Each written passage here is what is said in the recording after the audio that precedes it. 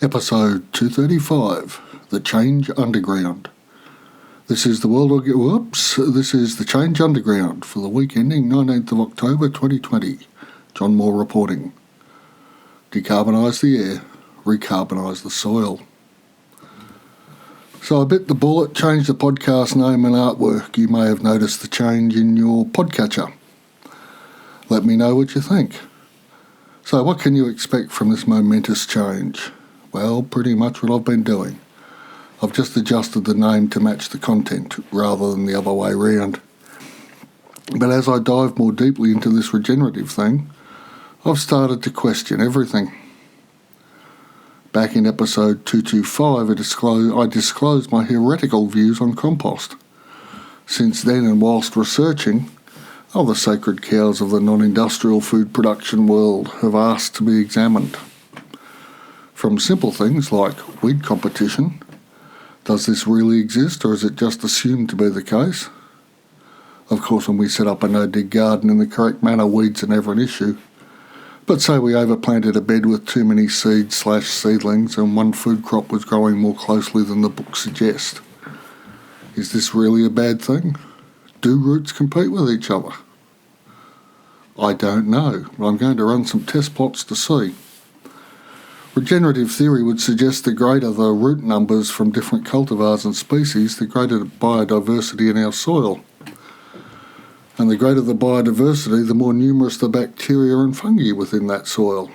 That being so, the overplanted food crops should be receiving more nutrients through this ecological web underground, and therefore be healthier. Difficult to run a row cultivator through, particularly in the chaos garden model, which we discussed back in episodes 217 and 218. While an interesting thought experiment, I'll be planting a few test beds to check the theory in the field and to find possible optimal spacing if this idea shows promise. As unscientific as this sounds, my gut feeling is that there'll be a link to companion planting that will have a significant effect. But we will see. Another question I'll be looking into and reporting back on is, wait for it, crop rotation. Bear with me. If digging is not a thing to do anymore, what about all the other assumptions we've made or followed because we read it somewhere or heard it somewhere, or a mentor told us to do it? Now, the crop rotation idea has been on my mind for a while. Fukuoka grew rice year in and year out on the same piece of dirt/magnificent body of soil, so it is at least possible in one scenario. We only tend to rotate annuals and a couple of perennials. I'm thinking of things like strawberries for the perennials. Bushes, shrubs and trees and the like, things like blueberries, raspberries, brambles and apple trees, all stay put. Now they're fed, or should be, with mulch or manures or foliar sprays and keep producing year in, year out. I've even seen apple trees sprouted from an apple core tossed out of a car, grow and produce for years alongside part of the Great Western Highway in the Blue Mountains up in New South Wales. And no one was feeding them. It's all got me thinking. So let's run a thought experiment, shall we? With some pretty bold assumptions. Given the following, we never plant just one crop on its own. We plant cover crops in the off-season, and we never use artificial fertilisers or herb, pest or fungicides. We may even develop a permanent ground cover/cover crop, into which we plant, say, sweet corn. Now, conventional sweet corn has a wide spacing between rows and generous space within those rows. The plants are often side-dressed with nitrogen of some sort and pest sprayed. Maize is deemed to be a fairly heavy feeder and to chew through available nitrogen, potassium and phosphorus that's in the soil. But let's look at what just happened. Wide rows mean sunlight falling on bare soil. That'll kill off soil biology and drive the remainder deeper. The nitrogen delivered at sowing or a little later on destroys the need for the maize plant to form any interconnection with soil biology at all. The delivery of nutrients is not dependent upon this soil food web, so it never develops. Once again, the sides continue this process. So at the end of the season, there's not a lot of artificial fertiliser left in the ground. Ipso facto, corn can't be growing there again until at least one summer has been skipped. But wait, a no-dig system described earlier, with even an annual cover crop, would be creating the soil conditions necessary to grow maize, if we picked the right cover crop and we had the right soil biota.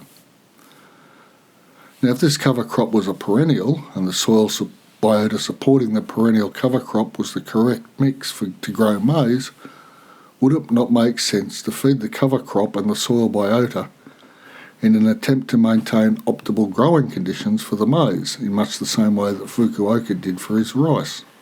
Now, if we follow the maize with garlic, then I'm pretty certain the cover crop and the soil biota would need to be different.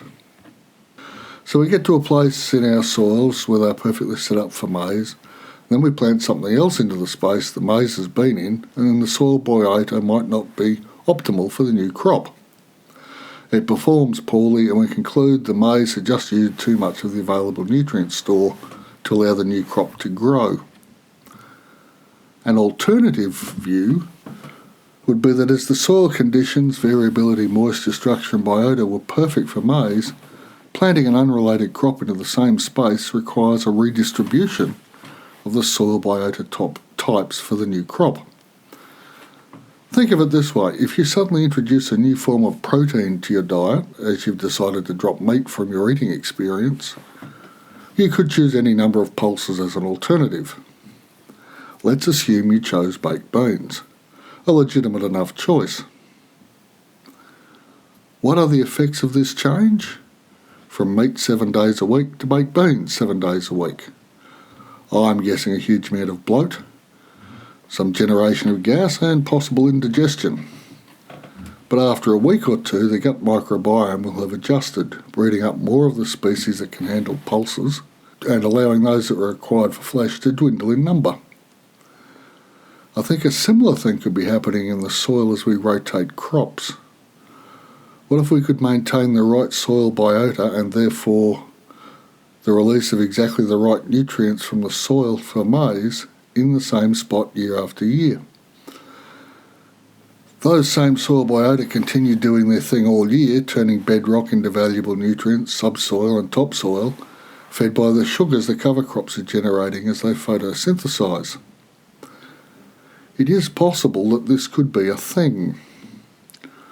Obviously, this is more than a one growing season experiment, but it has me intrigued and, to be honest, excited to try it out. This, dear listener, is me saying I'll be producing this podcast for some years to come.